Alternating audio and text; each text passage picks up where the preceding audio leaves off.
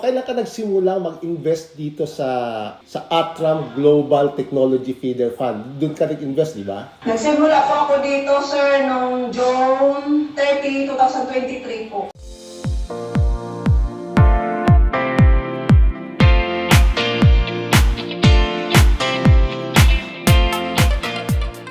Hi! Hello! Kamusta po kayong lahat? Welcome to... Reti Ronario. Ako po si Mimi. Jarvis. At nandito na naman tayo para sa isang mabuting episode in terms of may mapapag-aralan na naman tayo. Actually, continuation ito nung last episode natin. Part 2 ito. Part 2 ng buhay ni Jen Claro Balanay. Yung pag-uusapan naman natin ngayon ay yung kanyang investment journey, kung saan specifically pag-uusapan natin yung ginawa niyang investment sa GCash. Okay, dun sa mga bago pa lang natin na mga viewers, subscribers na hindi na abutan yung episode natin with Jen, parang pinakilala natin siya bilang sino ba siya at ba't ba siya nagka-interest. Ngayon, sinabi natin sa episode na yon na for this part 2, yung mismo portfolio niya ang ating ifo-focus.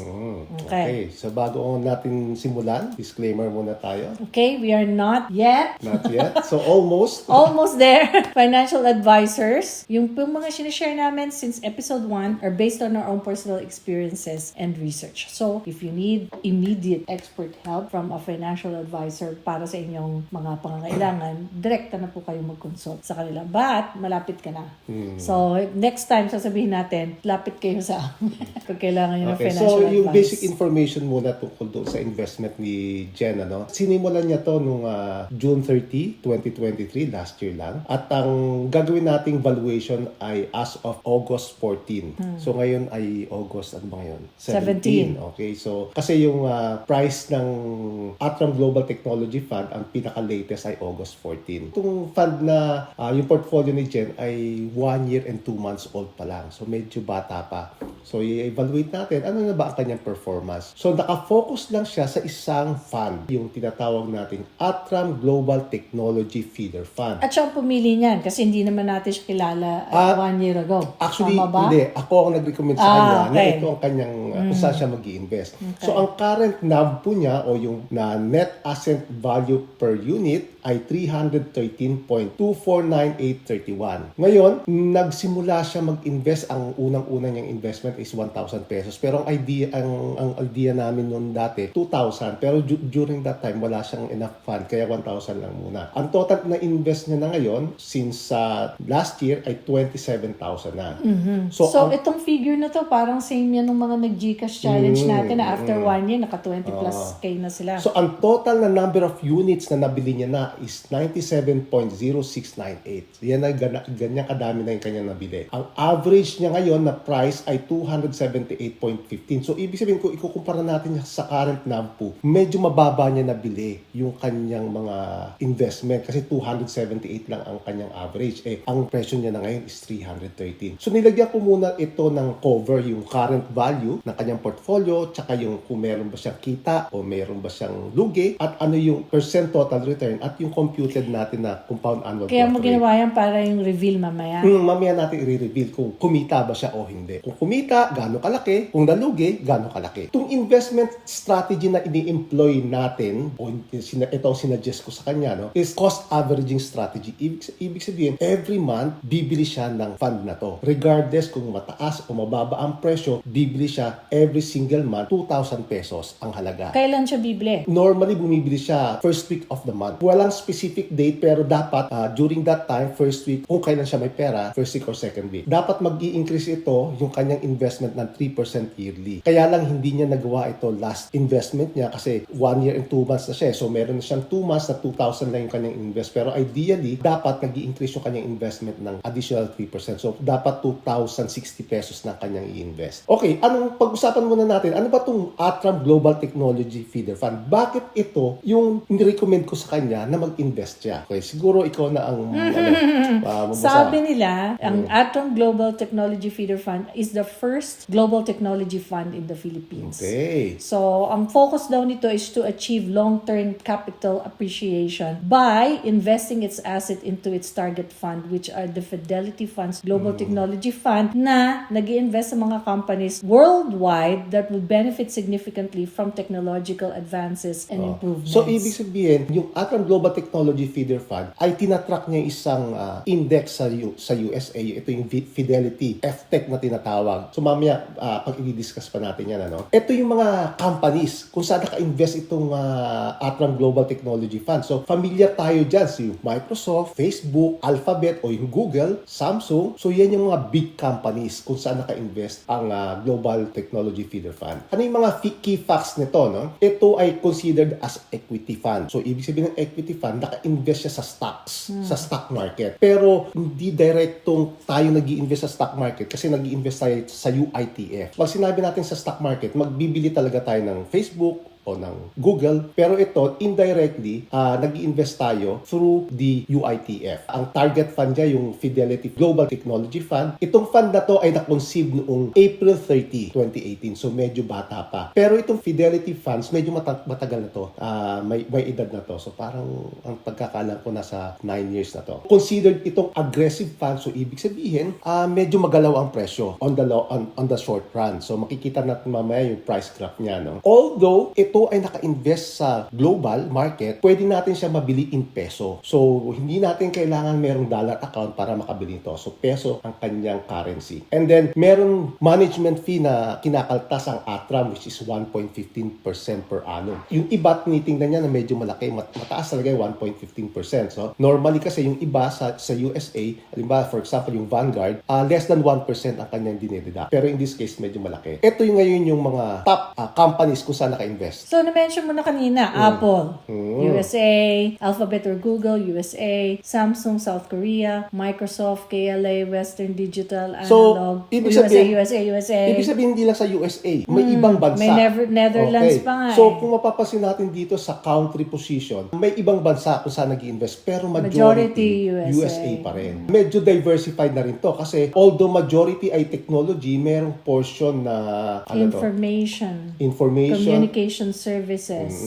So, medyo maliit. Hindi ko na mabasa yan. Okay? Yeah, So, but that's okay. ibig sabihin, But the point is, anything that medyo swak sa technology, whether it's information technology, communication, mga materials, infrastructure, basta tech pa rin ang focus niya. Malaki ang nila na nandyan sila sa fund na yan. ito ngayon yung performance ng funds na yan. So, sinabi nga natin, na-conceive ito noong 2018. For the past month, negative siya. Medyo bumaba ang presyo niya. Pero for the past year, 24.34 ang kanyang in-increase. So, medyo malaki. For the past 5 years, 175% ang in-increase niya. So, ito yung performance ng fund na yan. Itong graph naman na to, ito yung tinatrack niya na fund sa USA. So, kung mapapansin nyo, medyo matanda na from October 2013 na conceive itong fund na to. Ito yung FTech na tinatawag o yung Fidelity MSI Information Technology Index ETF. 10 plus years na to. Medyo matanda na. So, kung mapapansin nyo, talaga uptrend siya. Pataas ang kanyang presyo. So, kung ikukumpara natin yung performance ng Atram Global Technology Fund, eto yan. Since medyo bata pa itong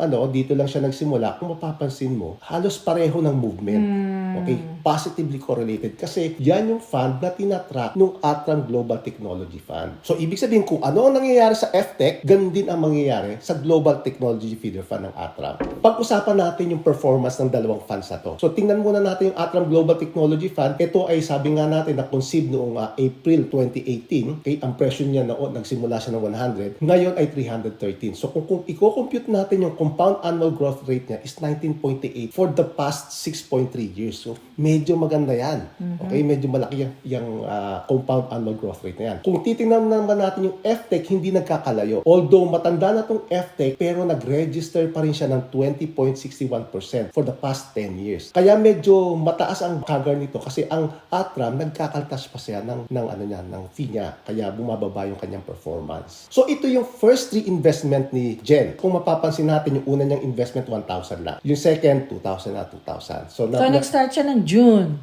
June 29, 2023. Pero na-complete yung kanyang buy order ay June 30. The following day. So, ito ngayon yung summary ng trades niya. So, Okay, so wait, pero pinayagan tayo, just to be clear, pinayagan tayo ni Jen na i-share yung performance niya para teaching learning opportunity ito. So, normally, hindi mo magiging accessible to kahit kanino. Pero sabi ni Jen, sige, okay lang na So, share natin. hiningi ko sa kanya yung mga screenshot ng kanyang completed buy order at tinabulate ko siya at kinompute ko yung compound annual growth rate ng bawat trades niya. So, for example, tung June 30, bumili siya ng worth 1,000 pesos. Ang compound annual growth rate niya, kung i-compute natin, ang value niya ngayon is 24.51%. Ibig sabihin, every year, nag-increase siya ng 24.51%. So, yung 1,000 pesos niya, kumita na yan ng 279 pesos. Okay? So, nung August 2, bumili siya ng 2,000. Yan 2,000 na yan, as of today, 524 na ang kinita. Kung mapapansin nyo, bawat trade niya may equivalent na compound annual growth rate. So, ang gagawin natin, kukumputin natin yung compound annual growth rate ng buong portfolio niya. So, kung mapapansin din natin na yung pinakahuli sa mga kanyang trades medyo negative. Okay? Kasi nabili niya ng medyo mahal. Pero majority nung mga binili niya ay magaganda ang compound annual growth rate. So yung pinaka last 4 niya last 4 negative siya pero yung pinaka huli positive siya. Ano ba tong compound annual growth rate na to? Ito yung bilis ng paglaki ng kanyang investment. So halimbawa, sabihin natin 10% compound annual growth rate. Ibig sabihin, kung meron kang 100 ngayon, after 1 year, magiging 110. After another year, magiging another 110 plus 11 pesos. So nagko-compound siya. So yun lang ang ibig sabihin niya. Pagdating naman sa portfolio performance, paano natin makukompute yung compound annual growth rate? Meron ang Excel na tinatawag na XIRR function na ito yung tinatawag nating extended internal rate of return. Ito ang ginagamit para ma-assess natin ang performance ng portfolio kung madami siyang ginawang pagbili ng mga funds na yan. Ano ba yan? Parang function ng Excel na automatic na. Oo. Hindi mo na kailangang i-create yung... So yung compound annual growth rate, mapapansin natin ito ang formula niya. Simple lang. Medyo mahirap. Medyo mahirap pero kung kayo ay medyo may alam sa math, madali lang yan. Okay? Pagdating naman sa Excel, yung XIRR, ito ang function ng XIRR. So kung marunong kayo sa Excel, i-input nyo lang yan, makukuha nyo na yung value ng XIRR. So siguro, basahin mo na lang, ano ba itong XIRR na yan? Sabi niya, ang definition ng XIRR is a financial measure that calculates the annualized yield of an investment taking into account the timing and amount of cash flow. It helps you evaluate the profitability of your investment by considering not only the initial investment but also the subsequent inflows and outflows over time. Anong ibig sabihin lang? Ang ibig sabihin lang niya, i-consider niya kung kailan mo binili at magkano yung ininvest mo. Ganun lang kasimple yun. Kasi kapag ang CAGR kasi ang i-consider lang niya yung start price at end price. Pero ang XIRR, i-consider niya yung date kung kailan mo binili at kung magkano mo binili. So, ito na ngayon, yung value ng portfolio niya. Ito yung screenshot na pinakita niya sa akin. So, yung kanyang Atram Global Technology Fund is 30,407 lang. Kumita na siya kasi ang kanyang ininvest ay 27,000 lang. Kumita siya ng mga 27, 28, 29, 30. 3 plus. 3 plus. Meron din siyang invest sa peso bond fund pero hindi niya natutuloy. Pero magfo-focus lang tayo dito sa Global Technology Feeder Fund. Ito yung graph ng Atram Global Technology Feeder Fund at yung mga bilog-bilog na yan yung mga date kung kailan niya binili yung mga funds na yan. All in all, merong 15 siyang biniling na funds dito. No? So sa tingin mo, ano ang pinakamalaki ang kita dyan? Saan dyan ang may pinakamalaking kita? Yung kailan niya binili? Kung saan may malaking jump from previous to next. Ang idea dyan, kung kailan niya binili yung pinakamababa ang presyo, dun siya may pinakamalaki ang kita. Baka 5. Hindi, 4 ang pinakamababa. Tingnan mo, mas mataas ba ang 4 or 5? Four. Mas mababa ang 4. So, Four. ibig sabihin, mas malaki ang kita niya sa 4. Ano naman ang pinakamalaki ang lugi? Di yung pinakamataas. Pinakamataas ang presyo, which is 14. Okay? So, bakit niya ginawa yun? Ha? Basta pumatak lang ng hindi day kasi na yan. cost averaging strategy So, nga. it doesn't matter. Hindi niya alam kung kailan tataas o bababa ang presyo. Basta bili lang siya ng bili. Okay? Ganun ang ibig sabihin ng cost averaging strategy. So, bakit ayaw ayaw ng mga tao ang cost averaging? Hindi siguro nila naiintindihan ang benefit ng cost averaging. Pero may susunod akong tanong. Ano ang may pinakamataas na o pinakamababa na compound annual growth rate? Ito yung bilis ng pagtaas ng kanyang investment. Siyempre, yung pinakamababa, ang mataas ang CAGR. Hindi. Okay? Ang pinakamataas ang CAGR, yung pinaka-steep. So, 14 pa rin. Hindi. Yung pinaka-steep, ibig sabihin yung matarik. So, kung maglalakad ka dyan, saan dyan ang Ay, the number pinakamahirap? Hindi. Ang pinakamahirap dyan, yung number 5. Kasi itong pinakamatarik eh. Di ba? Mas steep siya eh. Yung 4, yung 1, madali lang lakarin yan kasi hindi siya steep. Almost flat lang siya. So, sabi ko nga, no, ang pinakamalaki ang kita ay ang 4. Tingnan mo.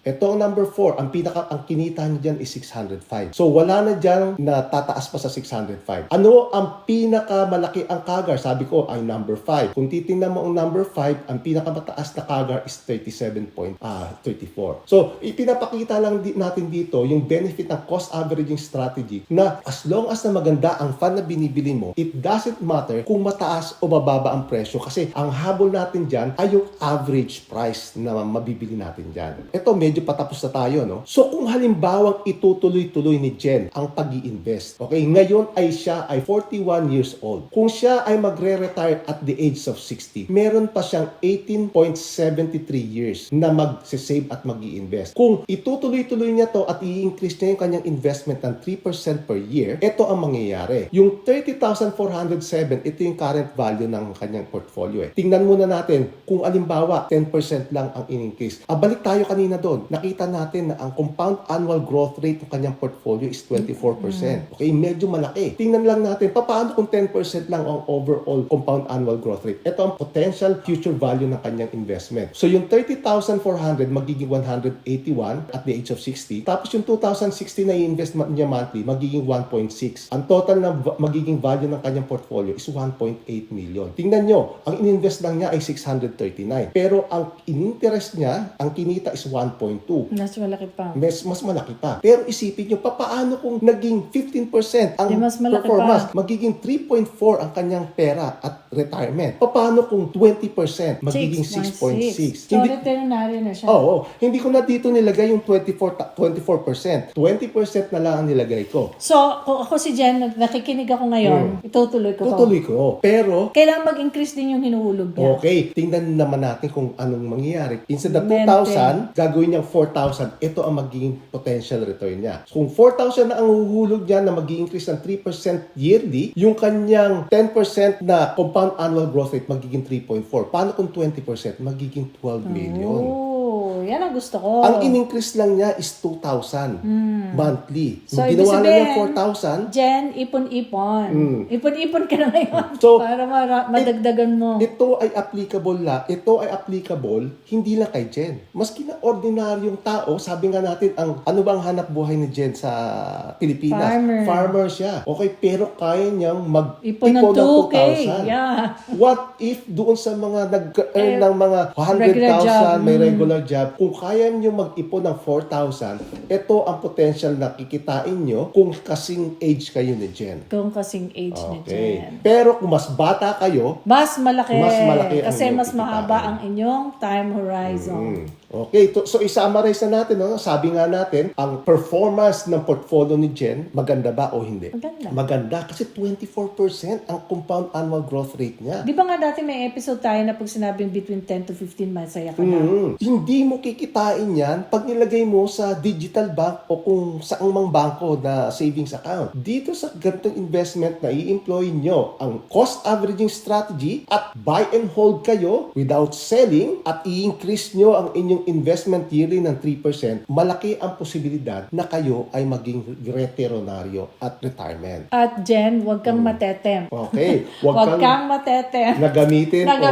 Pag nakikita mo ng Lumalaki. malaki. Dahil Okay. kailangan mo yan at the age of 60 and above. Okay. So, iba pang ating so sabi nga natin, hindi natin kailangan ng malaki ang ating kinikita para makapagsimula tayo na paghandaan ang ating retirement. Hindi natin kailangan na nasa Amerika tayo tayo para makapag-invest tayo sa mga global stocks o US stocks like Apple, Microsoft at Facebook. Maski na nasa Pilipinas tayo, pwede natin gawin yan as low as 1,000 pesos o pwede na tayong mag-invest. Ang kailangan lang natin ay malaman natin kung paano natin ito gagawin kasi madami sa atin hindi natin alam na pwede natin itong gawin. Mangangailangan din tayo ng matinding disiplina at pasensya ng pag-antay. Bakit disiplina? Kasi dapat tuloy-tuloy yung pag-iipon natin. Kada buwan hanggang tayo ay mag-retire kasi minsan napuputol eh.